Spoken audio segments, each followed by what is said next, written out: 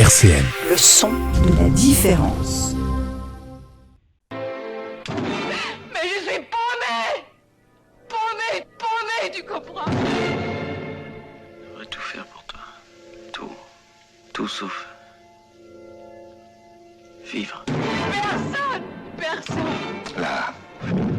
Ne faites pas de photos. Ne faites pas de photos, s'il vous plaît. Hein?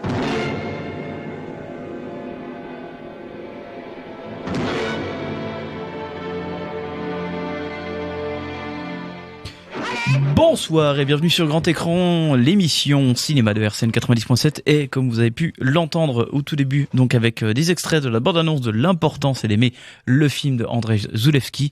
Car oui, on va donc parler cette fois-ci donc de Romy Schneider. Pourquoi Romy Schneider? Eh ben tout simplement parce que c'est bientôt un anniversaire, on va dire, assez tragique dans l'histoire du cinéma français, mais surtout aussi c'est pour commémorer sa carrière et surtout parce qu'il y a également aussi donc l'exposition à la Cinémathèque qui est fait pour. Et avec moi j'ai Antoine. Comment tu vas, Antoine? Ça va très bien. Très bien, très bien. Chaud pour parler de Romy Schneider. Ah bah oui, étant donné que j'ai été justement à l'exposition de la Cinémathèque, on va pouvoir en parler un petit peu en profondeur, ça va être très agréable. Parfaitement. Et on a également Charlotte avec nous. Comment tu vas, Charlotte? Ben, ça va bien aussi, et puis ravi de parler de Romy, dont on parle beaucoup en ce moment. Oui, c'est vrai. À raison. Mais juste avant vraiment de commencer l'émission, on va parler un petit peu de ce que tu as vu à Reims-Polar. Parce que du coup, tu as fait le festival Reims-Polar, donc, qui se déroulait donc du mercredi 5 au dimanche 10. Si je dis pas de bêtises. Du mardi 5. Mardi 5, pardon. Désolé. Non, pas de souci. Oui, il vient de se terminer hier.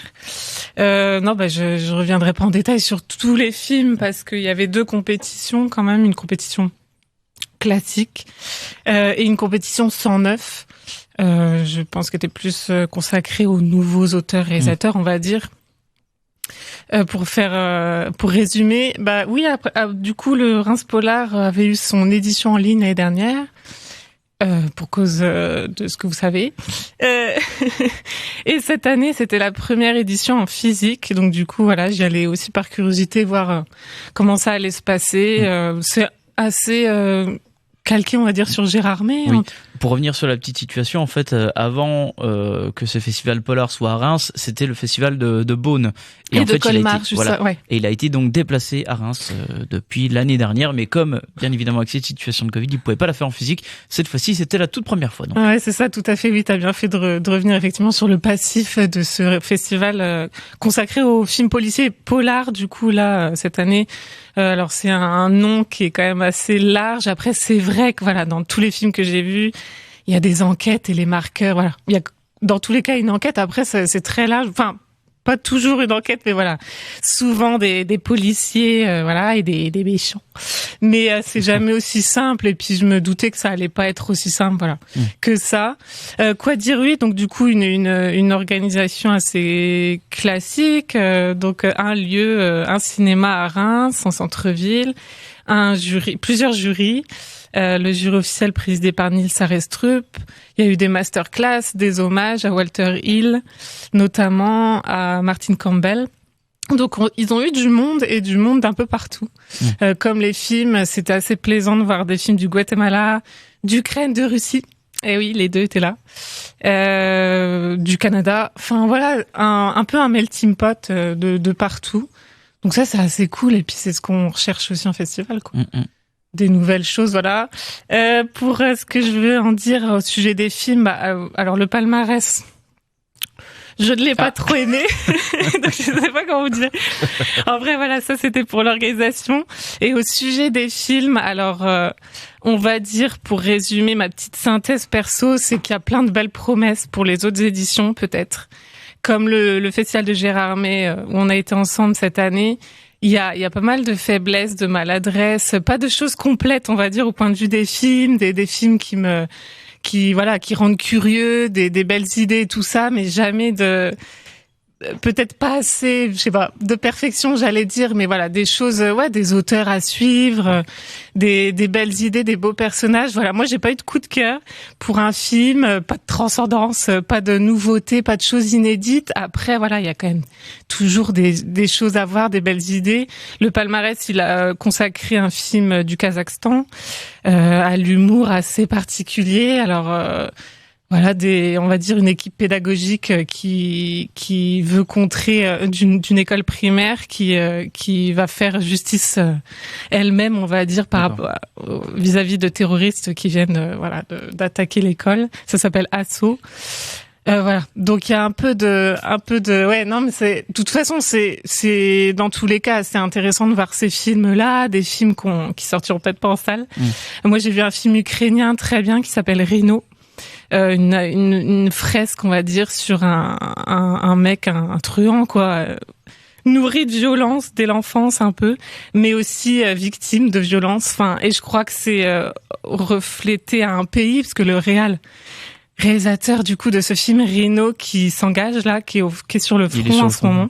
On a eu un visio juste avant le film qui était assez dur, quoi, parce que du coup le mec n'a plus sa casquette de réalisateur, il s'est engagé, donc on sent ça. Et puis il a dit que son film était aussi parlé d'une page violente de l'histoire de son pays qui était a priori tournée. Bah là, quand on pense à ce qui se passe, voilà, ça résonne, même si ça parle pas forcément de ce même sujet. Donc non, Rhino, assez chouette, assez classique, mais une fresque sur plusieurs années comme ça, voilà, sur la violence un peu. Ils en avaient parlé de Rhino, je me souviens, mais je pensais qu'il était déjà passé le film, mais en fait il est pas encore sorti.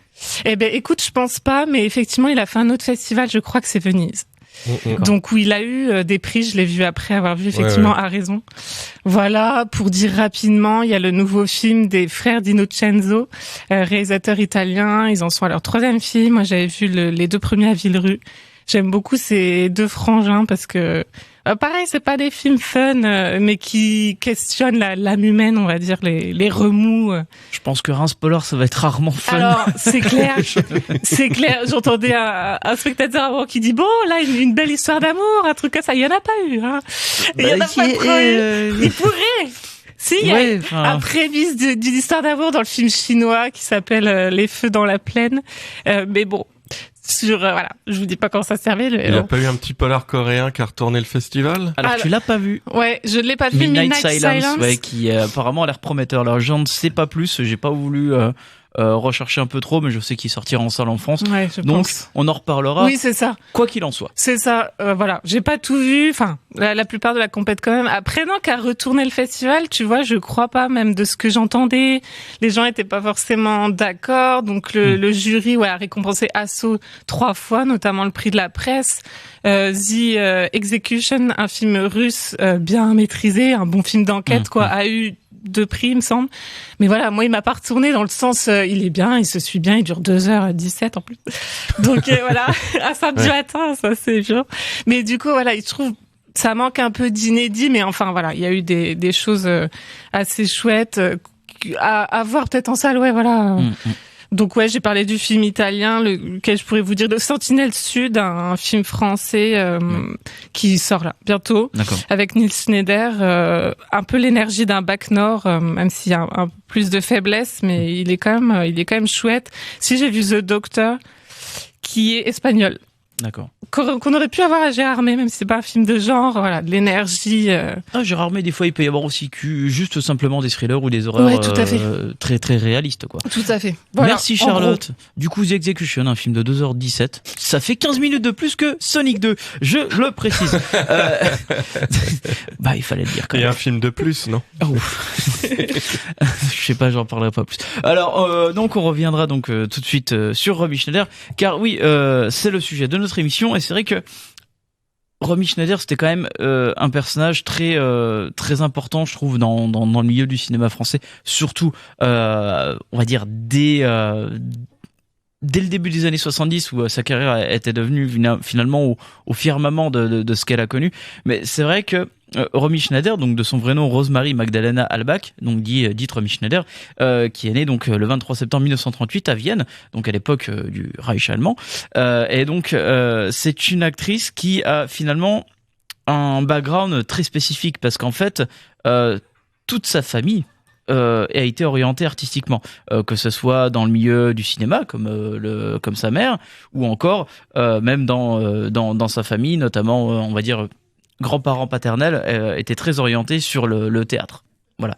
Donc c'est vrai que c'est quelque chose de très intéressant de voir comment en fait sa carrière était finalement, on va dire même d'une certaine manière déjà préparée en fait.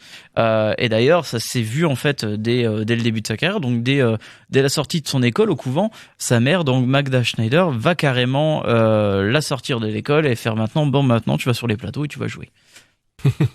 Sans avoir pris de cours ni rien, hein. Elle a commencé directement comme ça. Non, mais elle a toujours adoré jouer de toute façon depuis qu'elle était petite. C'était pas. Elle a vécu dans les studios de cinéma parce qu'en fait sa mère donc a joué au cinéma pendant très longtemps, même durant la période de la Seconde Guerre mondiale. Elle a toujours connu ça. Voilà. Mais après c'est pas forcément comme une espèce de Britney Spears, une bête de concours où on fait toutes les auditions pour absolument être.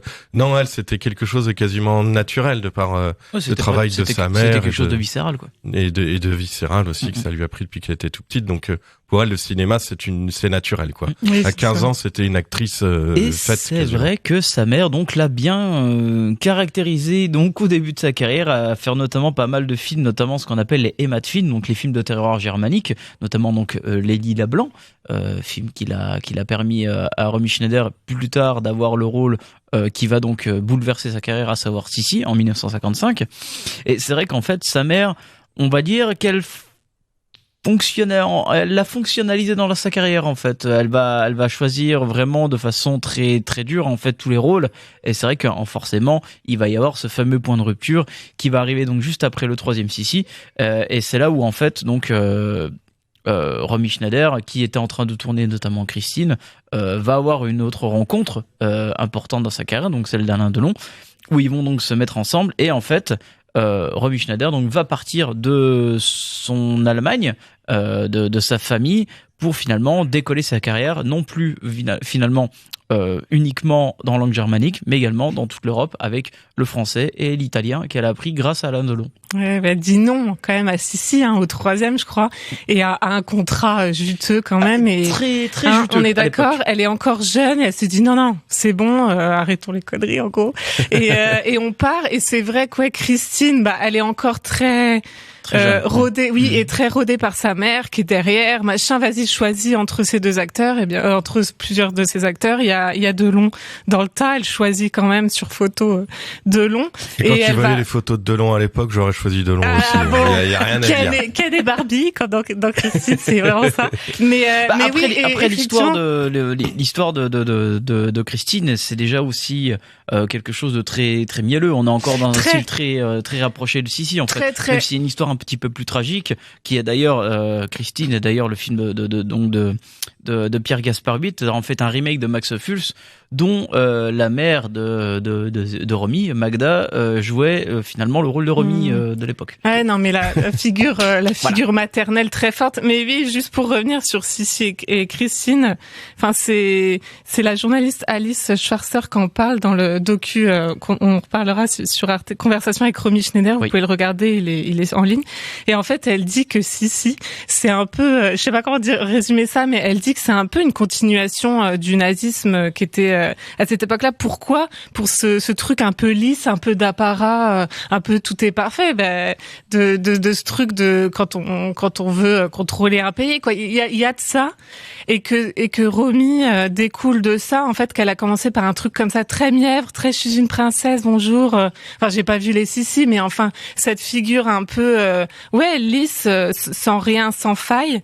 Et Christine, c'est encore un peu ça, t'as raison. On découle de ça, mais ça montre le début de la mue de Romy, parce que le film quand même se termine tragiquement, même si c'est Barbie et Ken un peu, et que c'est très très mièvre. Elle commence à briser un peu ça, mais ouais, je trouve que ce truc dont parle la journaliste, ça sur le nazisme, ça, je dis pas que c'est un film d'Asie, mais c'est pas ça que je je veux dire, mais en tout cas, elle en parle dans le sens, c'est peut-être dans l'esprit, comme ça, je sais pas, Antoine, si tu veux, on peut en parler mieux que moi, alors, mais il y a cette idée, quoi. Dans ce film, et notamment dans Sissi, c'est aussi cette façon, en fait, d'oublier le monde réel, en fait, de refaçonner des personnages historiques de la glorieuse Allemagne et de la glorieuse Autriche. D'oublier des choses, de lisser des fois. Elle voulait plus, en tout cas, au bout du 3e, c'est bon. Non, mais clairement, elle avait parfaitement compris que les films qu'elle faisait comme Sissi ou autre, c'était quelque chose de beaucoup trop policé. Ouais, et Romy Schneider, dès l'âge de 20 piges, elle était riche, elle était acclamée absolument partout, et elle a dit, moi, ce que je veux maintenant, je veux pas ça. Je veux faire des films d'auteurs. Je veux bosser avec des auteurs. J'en ai ras-le-bol de faire ces trucs contrôlés, mièvres, sans...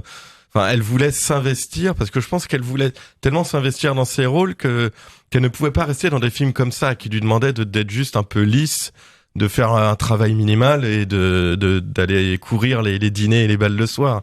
Elle, ce qu'elle voulait, c'était se mettre en danger dans ses rôles. Elle a su très vite qu'elle ne pouvait le faire qu'avec des grands auteurs. Et c'est pour ça qu'à partir du début des années 60, elle s'est dit, maintenant, je quitte l'Allemagne, je vais aller visiter le monde, je vais aller essayer de jouer avec les plus grands réalisateurs. Parce que finalement, en fait, elle va arriver en France, donc parce qu'elle va vouloir vivre avec Delon à Paris.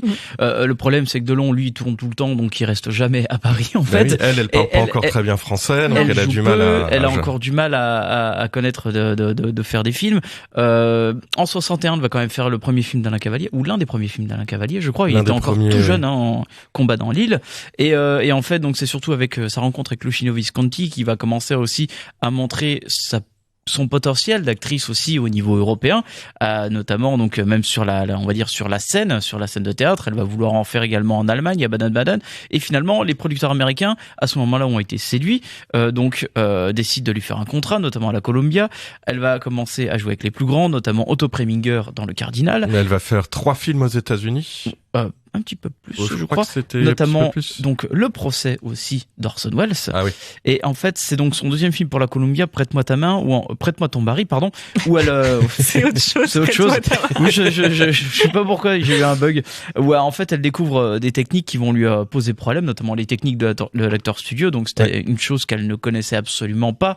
Surtout qu'en plus, elle vient d'une famille de théâtre. Elle vient surtout d'une école, on va dire très à l'ancienne, allemande, germanique, et surtout que le système hollywoodien, c'est pas la même chose qu'à la maison. Ah non, rien à voir. Mais du coup, elle a pas été déçue, mais elle a quand même senti qu'elle était sur la touche, qu'elle se mettait elle-même sur la touche aux États-Unis. Alors il y a eu le procès qui a été tourné en France, où d'ailleurs elle passait tous les jours de tournage, même quand elle n'était pas devant la caméra, elle les passait sur les plateaux pour discuter avec Orson Welles, pour essayer d'apprendre, pour regarder, pour comprendre vraiment comment un film se faisait. Et elle s'est formée sur le tas, mais on sent tout de suite déjà une envie extrêmement puissante de s'investir à fond dans ces films.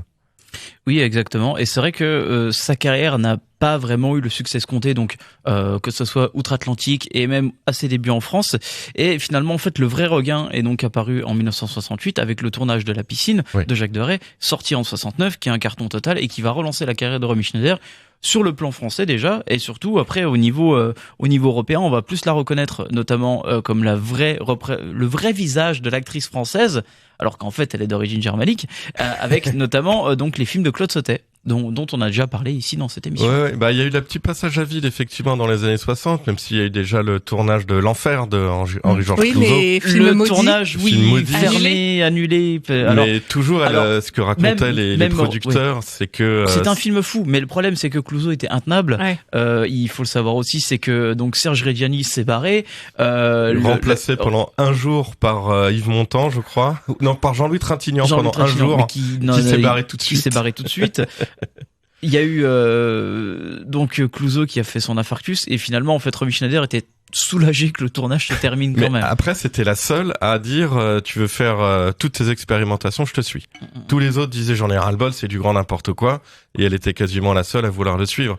Et après, en 1968, elle avait choisi Alain Delon pour faire décoller sa carrière, et en 68, Alain Delon dit moi je vais aider Romy Schneider. C'est un peu du donnant-donnant. Il y a eu un peu ce coup de pouce en fait de l'un et l'autre, et en fait forcément La Piscine a relancé toute la carrière de Romy Schneider, qui a pu avoir une carrière absolument démentielle dans les années 70. En tout cas, surtout. Ouais. Et puis on disait, on oublierait presque qu'elle est allemande. Non, mais je dirais. Elle a toujours dit, moi je veux devenir française. ça vient d'une blessure avec l'Allemagne. Ouais. Tu parlais elle est partie avec Delon, avec un Français, et la presse allemande lui a jamais pardonné. Ça, c'est un truc qui a moins peut-être maintenant, mais ils étaient horribles avec elle. Ça, c'est quand même très connu. Et oui, donc elle part avec un Français, elle apprend bien sûr la langue. Première actrice qui a eu un César de la meilleure actrice, c'est Romy. Oui. Donc pour l'important, c'est d'aimer.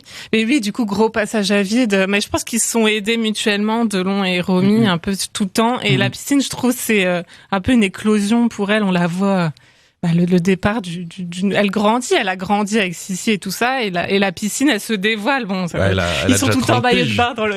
Hein?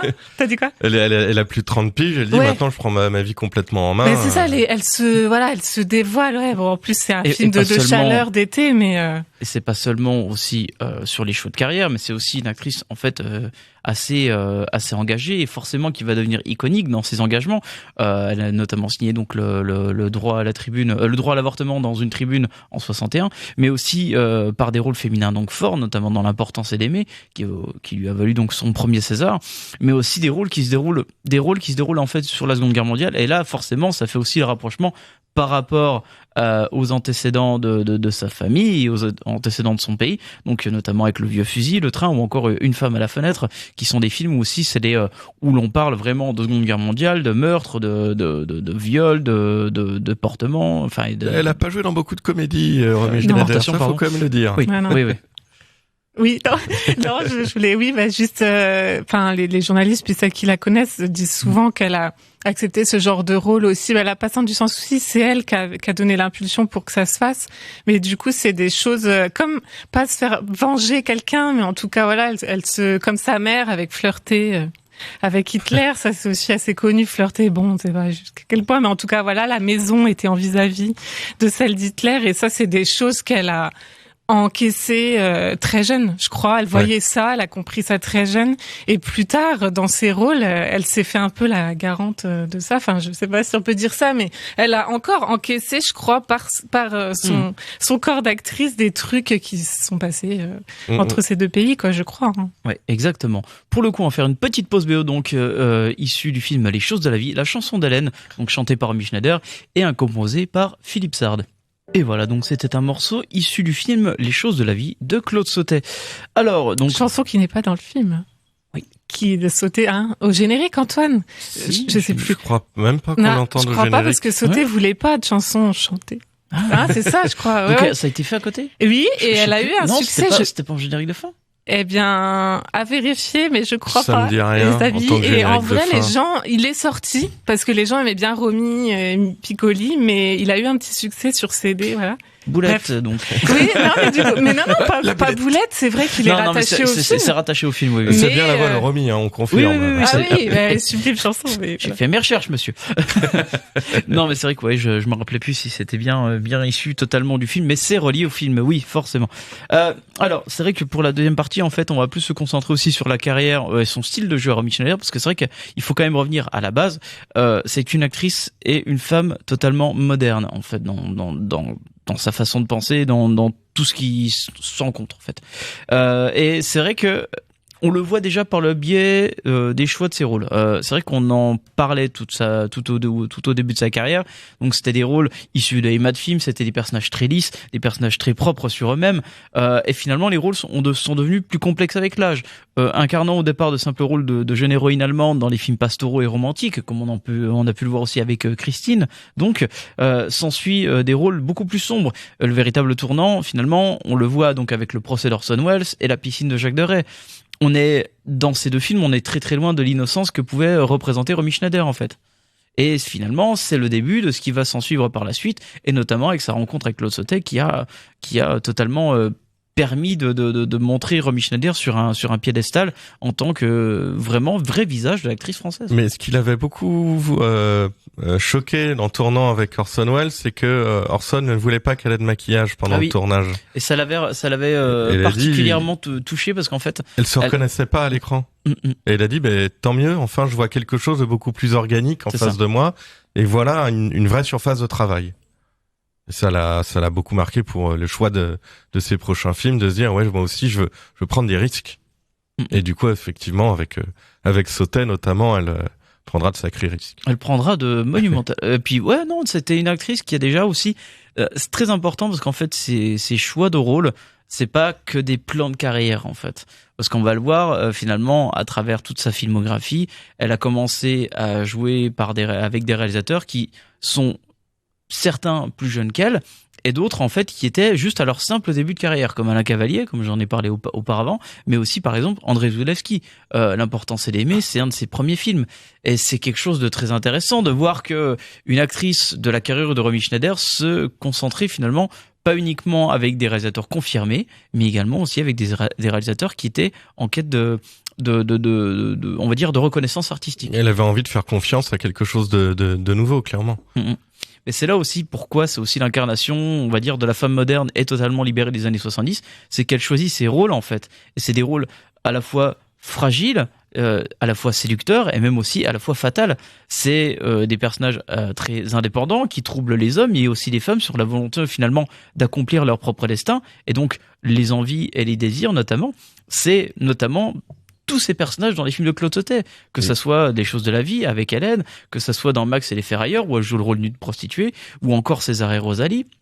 Il y a à la Cinémathèque française, il y avait un document très intéressant écrit de la main de Romy Schneider qui disait pour son 5e et dernier film avec Sautet, une histoire simple. Une histoire simple. Moi, elle lui disait, moi, je suis pas très féministe, ça m'emmerde un peu tous ces combats, je suis pas dedans, alors que au final, elle était parfaitement inscrite dedans, mais elle disait, non, moi, tout ça, ça m'emmerde, mais j'aimerais bien que tu m'écrives. Je l'ai lu de sa main, c'est écrit, j'aimerais bien que tu me fasses un film de bonne femme. C'est un truc, voilà, où on serait pas des à côté des hommes, fais-moi un film où on est centré sur la femme. Et du coup, Claude Sautet et Jean-Loup Dabadi sont dit, bah oui, on va faire ça, puisque Romy le demande, on va le faire. Et ils se sont mis pendant 6 à 9 mois, ils sont enfermés, ils ont écrit une histoire simple qui, on en avait déjà parlé pour la spéciale Claude Sautet, mais qui est pour nous un des plus grands films de Romy, un des plus grands films de Claude Sautet, qui des plus grands films féministes qu'on ait pu voir. Et c'est là où effectivement elle a dit, mais moi je n'aime pas. Il y a un autre document où elle dit, moi je n'aime pas Bruno Kremer, ton jeune acteur. Là je ne l'aime pas, vraiment, je le sens pas, ça ira pas du tout. Mais tu vois, je suis pas rancunière parce que je vais le jouer à fond ce rôle. Et c'est vraiment génial de voir cette écriture de la main de Romy qui dit non, celui-là je le sens pas, mais toi je te fais confiance. De toute façon, on se connaît, du coup, tu sais très bien, je jouerai mon rôle à fond. Ouais, mais c'est ça. Mais je trouve que Sautet, ils ont fait 5 films ensemble et ça a fait un éventail presque effectivement de la femme, de ces possibilités, on va dire multiples, d'un rôle, de facettes. Et elle arrive, je trouve, avec une histoire simple. C'est formidable que ce soit le dernier parce qu'il est tellement complet. Ça parle de liberté, ça parle de choix, ça parle de plein de choses, de vie. Et c'est vrai que elle voulait pas s'arrêter là avec Claude Sautet parce qu'elle en voulait encore. Elle voulait être le centre d'attention. Effectivement, elle lui a demandé presque écris-moi un truc, écris-moi mon Vincent, François, Paul et les autres à moi, quoi. En gros, c'était ça. Mais du coup, je trouve que ça se termine avec une histoire simple. Où ça a terminé, ça a mu un peu. Ouais, je trouve qu'avec Sautet, ils s'admiraient mutuellement, mais voilà, ils ont trouvé une palette. Oui, et puis tellement belle de scénaristique, je sais pas comment dire, je sais pas comment résumer toute cette aventure. C'est une symbiose aussi avec et puis surtout avec l'âge, en fait, elle était un peu débarrassée de sa panoplie de stars, en fait, elle était devenue totalement indépendante aussi de ça. Elle pouvait choisir en fait aussi ses rôles et c'est une actrice en fait naturel, une liberté. Voilà, et c'est une actrice en fait finalement que quand on le voit professionnellement parlant, en fait, il y a toujours un raccord aussi sur sa propre histoire et en fait, c'était une actrice qui était tout le temps remise en question, tout le temps. Donc, elle avait tout le temps ce choix aussi de repousser ses propres limites. Elle le disait elle-même lors d'une interview. En fait, en Allemagne, j'étais rayée. En France, je n'étais pas encore inscrite à ses débuts. Je n'existais pas comme actrice. J'étais comme la joyeuse compagne d'Alain Delon. Je n'étais pas grand. Et finalement, avec la rencontre de plusieurs réalisateurs qui ont été des éléments clés pour le reste de sa carrière, en fait, ça a permis de montrer la vraie Romy Schneider, l'actrice, la vraie bosseuse, en fait. Ouais, c'est ça, et je sais pas, on peut pas connaître les gens, mais je sais pas si elle s'est trouvée par ses rôles, mais en tout cas, effectivement, comme tu dis, Roland, il y a un truc une piste d'analyse de son jeu. C'est vrai qu'on est obligé de se pencher sur la question du personnel, parce qu'elle, ça s'est entremêlé. Elle a fait aussi des choix où Elle a dit à Sauté, par exemple, écris-moi un film, mais il y a des choses, voilà, des résonances avec l'Allemagne, ses choix de vengeance, on va dire, Delon, Lamu, pas mal de choses dont elle voulait s'extraire. Et puis oui, c'est vrai, arriver à ce portrait de femme dans une histoire simple. Enfin, ouais, il y a des trucs qui s'entremêlent et en même temps, je pense que c'est une vraie actrice. Elle a proposé des choses, effectivement, enlever le maquillage, enfin... Je sais pas, il y a une vraie recherche d'acting, en même temps une sensibilité qu'elle a, elle, sur des failles qu'on connaît, qu'elle sait. C'est une espèce de masochisme assumé, de se dire, moi je vais prendre... Je vais prendre que des risques. Je vais bosser avec Clouzot, je vais bosser avec Zulewski, donc forcément, t'es masochiste à un moment donné. Oui. Elle se dit, d'accord, je suis une bonne actrice, une grande actrice, tout le monde le dit, apparemment ça doit être vrai, mais moi j'ai envie, je me remets tout le temps en question. C'est quelqu'un qui sentait pas en sécurité constamment. Elle était tout le temps avait exigeante. besoin de se sentir au bord du ravin constamment pour se sentir vivre. Elle était exigeante envers elle-même. Et c'est surtout, en fait, c'est la vision des autres. Où on la voyait comme studieuse, extrêmement patiente. On a pu le voir, c'était la dernière à suivre Clouzot pour l'enfer. Effectivement, quand on voit les images qui restent de l'enfer, on la voit attachée sur des rails nus, alors que le train, ça a été tourné à l'inverse. C'est le train qui recule, ils ont passé l'image à l'inverse pour faire croire que le train arrive sur elle, mais faut quand même, en 1966, accepter de se dire, on va m'attacher nu sur des rails à côté d'un train en fonctionnement, quoi. Moi, je l'aurais pas fait, par exemple.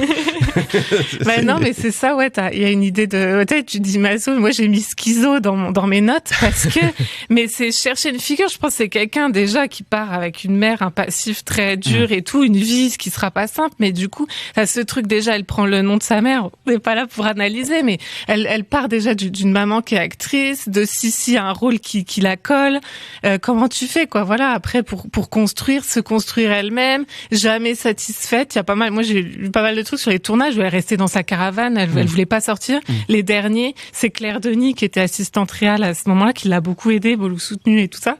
Elle voulait pas, il fallait de la patience et tout, alors que quand même, elle arrive à un moment de sa carrière vers la fin où elle avait fait des choses, voilà, elle s'est jouée, mais c'est vrai que totalement, je crois, elle choisissait beaucoup de choses et en même temps pas sûre d'elle-même. Et c'est aussi forcément relié par rapport au drame qu'elle a connu dans sa vie, parce que finalement c'est autant une actrice dévouée pour ses rôles, mais en fait on peut remarquer que il y avait toujours quelques implications personnelles qui implantaient des éléments de sa propre vie finalement, des choses qui finalement ont, je pense, rongé peu à peu sa vie et ses relations avec les réalisateurs qu'elle a connus, que ça soit notamment par exemple avec Jacques Doré, que ça soit aussi avec Claude Sautet. Il y avait toujours quelque chose comme une espèce d'exorcisme en fait dans ses rôles. Mais elle avait, faut quand même le dire, elle avait un rapport un peu particulier avec le vin.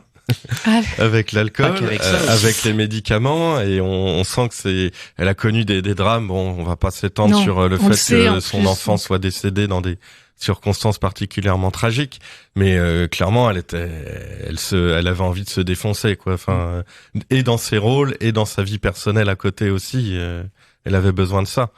C'est quelqu'un qui était vraiment au bord du gouffre constamment. Ouais, c'est ça. Puis côté un peu passionnel, et c'est bête, mais l'espace du tournage, bon voilà, j'ai eu pas mal d'histoires avec aussi des gens sur les tournages et tout. C'est pas anodin, je trouve, parce que voilà, un côté un peu, je veux vivre à fond, et qui se mêle aussi à ses personnages. Elle est pas ses personnages, mais à quel point ça infuse. Enfin, il y a quand même pas mal de choses qui se sont jouées dans sa vie et du coup sur les tournages. Et puis être actrice, tu mets en lumière, voilà, des visages, des figures. Donc quant à la vie qu'elle a eue, effectivement. Elle a connu des choses. Voilà. Exactement, mais c'est vrai que oui, on retiendra toujours surtout forcément ses rôles, parce que finalement, quand on passe toujours derrière la caméra, il y a une certaine immortalité qui reste à l'image. Donc c'est vrai espère. On espère. Ça fait que 40 ans, mais on espère.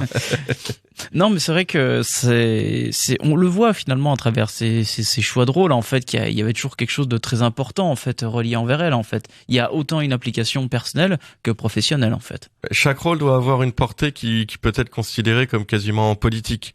Que ce soit pour porter quelque chose de très progressiste, pour porter quelque chose d'historique, pour porter un nouveau personnage de femme, il existe quasiment pas un seul rôle un peu lambda qui est fait Romy Schneider, en tout cas dans les années 70, où elle avait la maîtrise parfaite de sa carrière. Toujours quelque chose de très particulier dans chacun de ses rôles. Et elle à chaque fois, je crois que c'était pour le Max et les Ferrailleurs, où elle avait vu le scénario de Sautet, elle a dit oui, c'est bien, mais je pense que moi je veux ce rôle de personnage, il faut que tu le développes.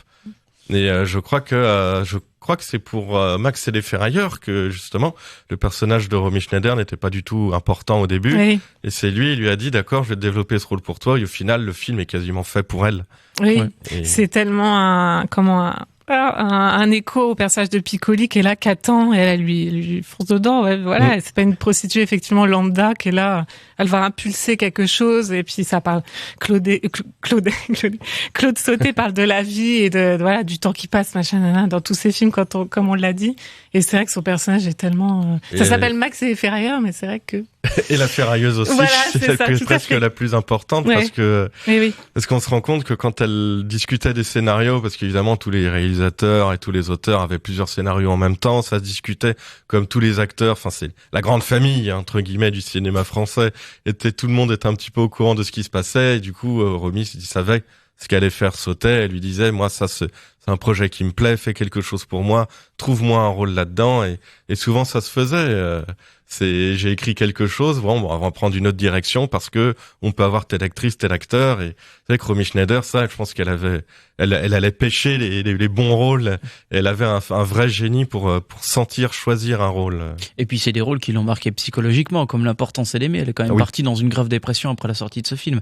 Après, il y a toujours des éléments qui sont reliés à sa vie parce que et qui pourrait même faire écho en fait à ce qui s'est passé après, parce que quand on voit la relation qu'elle a avec le photographe dans ce film, on pense forcément à la relation houleuse qu'elle avait avec les paparazzis à l'époque, et même ce qu'elle a encore vécu après, notamment avec la mort de son fils. Donc c'est vrai que c'est toujours quelque chose de très fort et très très dur en fait, de très dramatique. C'est une vie entourée de tragédies, mais une vie entourée aussi de rôles magnifiques en fait.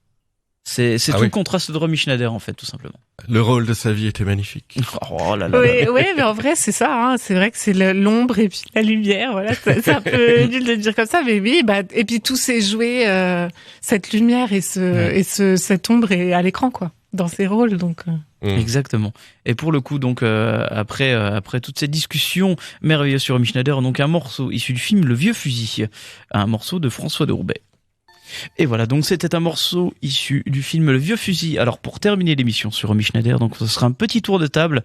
Et donc, quel est le rôle le plus important selon vous de Romy Schneider, ou qui vous a le plus marqué? On commence par qui?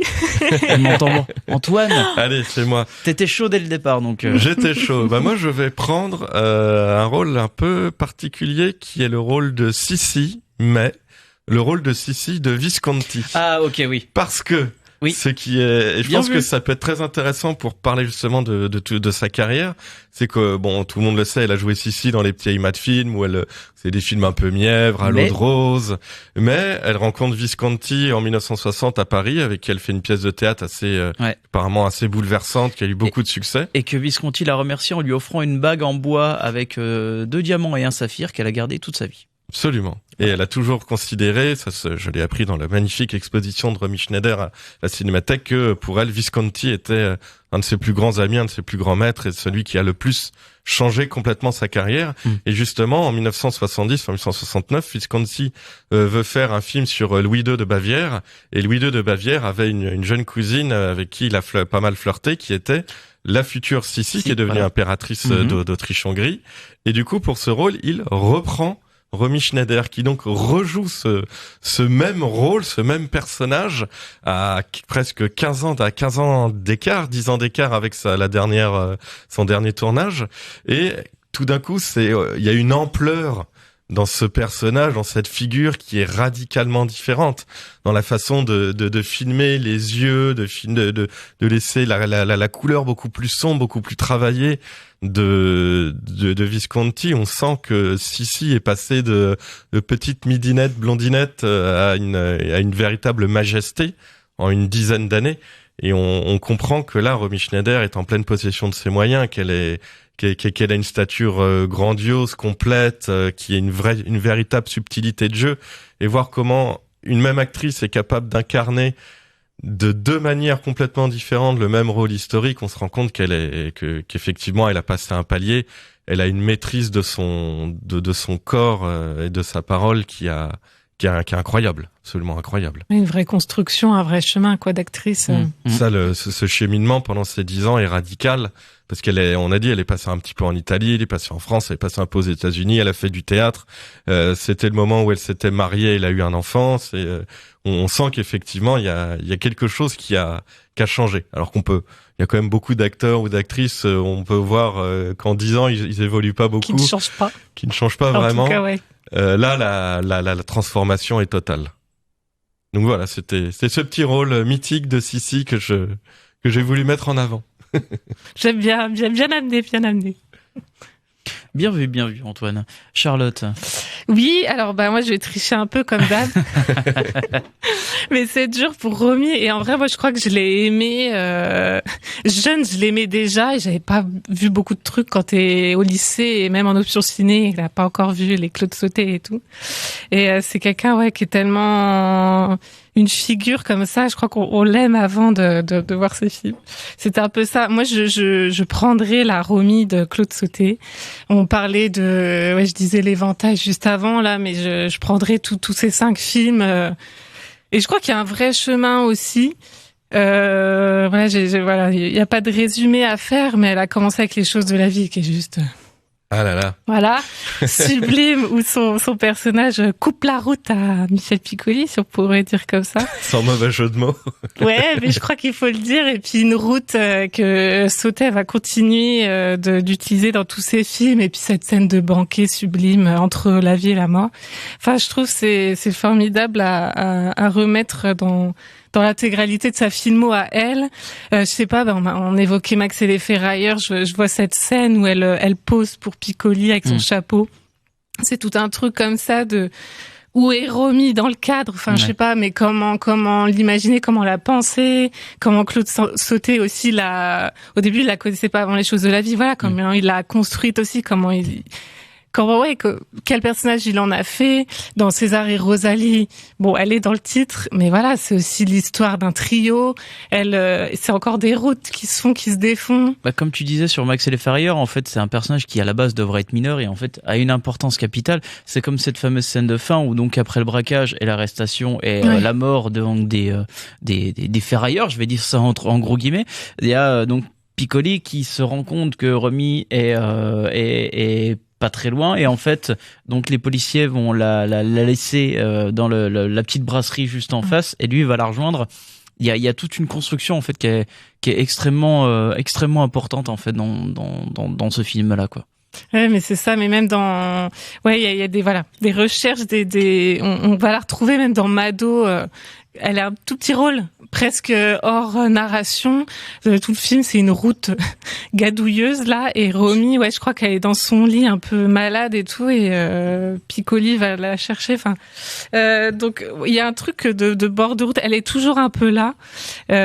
Donc voilà, je disais César et Rosalie, ou ce truc fou. Enfin, ce film assez fou, quoi, qui est même sans fin, parce qu'à la fin, le trio se reforme, mais pas totalement. Enfin, je trouve qu'elle elle a une ampleur folle chez lui, et puis bien sûr une histoire simple qui ouvre à tellement de lumière, et je crois qu'elle voulait elle voulait pas s'arrêter là, elle voulait jouer dans Un mauvais fils avec Patrick Devers, et Brigitte Fossé qui a été choisie, elle avait pas été contente. Oui, parce qu'en fait Sautet lui a dit le rôle ne tirait pas au justice. Enfin, il a dit c'est pas pour toi. Elle avait pas tort, mais elle avait été un peu vexée, quoi, parce qu'elle aurait voulu. Elle a été vexée. Non, après, je pense que Sautet avait dû comprendre qu'elle n'était pas forcément dans de très bonnes conditions psychologiques et physiques pour tenir le rôle. Comme on en a parlé juste avant, c'est Romy Schneider, c'était une éponge aussi, donc en fait tout ce qui apparaissait en termes de jeu devait être multiplié par 10 sur l'aspect physique et psychologique aussi. Mais bien sûr, mais c'est ça. Mais bon, voilà, il y a une histoire de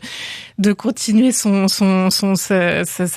collaboration avec Sautet qui était pas rien. Je la comprends, quoi. Mais voilà, donc non, je garderai la Romy de ces films-là qui je trouve qu'arrive à une éclosion, un truc assumé, c'est pas le mot, un truc d'incarnation complet, un truc un peu complet qu'elle parvient à faire dans ses films, je trouve. C'est avec Claude Sautet, elle donne quand même un des visages les plus significatifs des années 70, et de loin, quoi. Ça me paraissait indéniable. Et vous, monsieur? J'ai cru que t'allais... Non, bah écoute, moi je vais faire la sélection la plus simple. Romy Schneider, X, polonais violent, donc alias Andrzej Zulewski. Quel résumé bizarre. Il était surnommé le polonais violent. C'est pas pour rien, car c'est un homme qui essorait ses acteurs comme pas permis. Et bien évidemment... N'est-ce pas Isabelle, Johnny?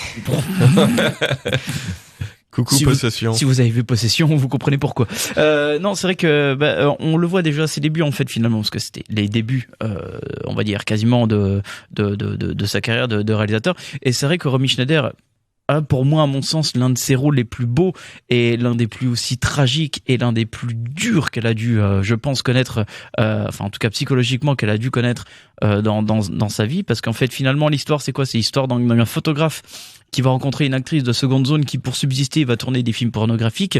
Elle qui, sans connaître un petit peu un béguin pour ce personnage-là, même si en fait elle est toujours attachée à son mari, qu'elle apprécie, qu'elle adore, qui est campé par Jacques Dutronc. Et donc en fait, afin d'aider la jeune femme, donc Servet, donc le photographe, va essayer de commanditer une espèce de pièce dans laquelle il va lui faire secrètement donner le rôle principal. Et là s'ensuit donc la suite de personnages secondaires très zulewskiens, on va dire ça comme ça, notamment avec Klaus Kinski dans le rôle de Klaus Kinski. Je pense que il y a pas d'autre sens. Parce qu'il a joué d'autres rôles dans sa vie que lui-même. Je sais pas. Il sortait de Fitzcarraldo, donc voilà. Ah je sais pas quoi dire d'autre de plus. Tu vois, il y a des enchaînements. Dans la forêt. Il y a des enchaînements dans ces films. Tu vois, tu te dis c'est très bien. Et c'est vrai que donc je trouve que elle a un rôle absolument tellement tragique mais tellement beau et tellement fort, et j'ai pu faire quelques recherches à travers ce film, et Zulewski n'en démord toujours pas d'avoir dénaturé son propre film. Pourquoi? C'est une situation donc dans le dossier de presse du film à sa ressortie en 2012. Il a dit donc: le distributeur de l'époque demanda à couper une partie de la scène du suicide de Jacques Dutronc, chose que je ne pouvais comprendre, mais il commit un crime en coupant une des plus belles scènes de Romy, et c'est pour cela que la fin du film me paraîtra toujours abrupte. Après la mort de son mari, en fait, elle va voir les parents de Jacques, des gens extrêmement modestes qui vivent en banlieue. Elle essaye de s'expliquer, de s'excuser. Il la rejette complètement. Quand elle sort du petit pavillon de banlieue, le frère de Jacques, un peu demeuré, lui lance une pierre dans la nuque. Elle se touche le cou, les mains rouges, elle s'éloigne sans rien dire vers le train. C'est une scène qu'elle joua de manière si touchante que même aujourd'hui j'en suis bouleversé. Le distributeur coupa, donc demanda à exciser cette scène. Je passais une des nuits les plus tristes de ma vie. Devrais-je l'envoyer valser ou accepter qu'on m'ampute d'un doigt? Finalement, considérant mon expérience du communisme ou des amis metteurs en scène ayant été jetés dans des hôpitaux psychiatriques pour en sortir légumes, je me dis qu'amputer ce film d'un doigt, en fait, me paraissait intéressant plutôt qu'un sacrifice auquel je ne pouvais consentir.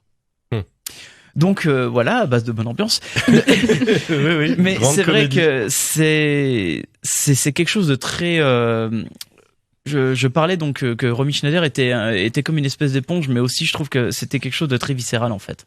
Il y avait quelque chose de très fort en fait envers elle, parce que dans ce film, il y a une scène qui est absolument dure, et c'est le début du film. C'est donc on la voit se faire malmener, maltraiter, limite par on va dire à l'oral, par la réalisatrice auquel elle joue, et il y a ce fameux regard en fait où elle ce photographe ne me photographiait pas, et en fait elle est en pleurs total. Regard caméra. Et oui, c'est un regard caméra absolument dur, absolument tendu.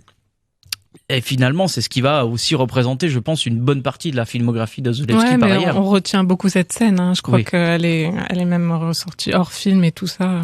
Totalement.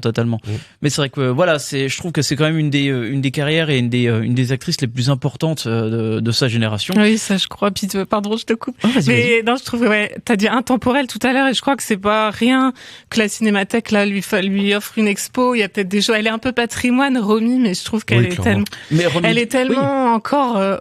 Dans le temps d'aujourd'hui, quoi. Et juste, moi, je voulais juste dire qu'il y avait un livre qui sortait, là, qui s'appelait Romy Schneider, les actrices se brisent si facilement, aux éditions Capricci, qui est une super édition de livre, voilà. Qui est une excellente. Il vient de sortir, moi, je l'ai pas encore lu.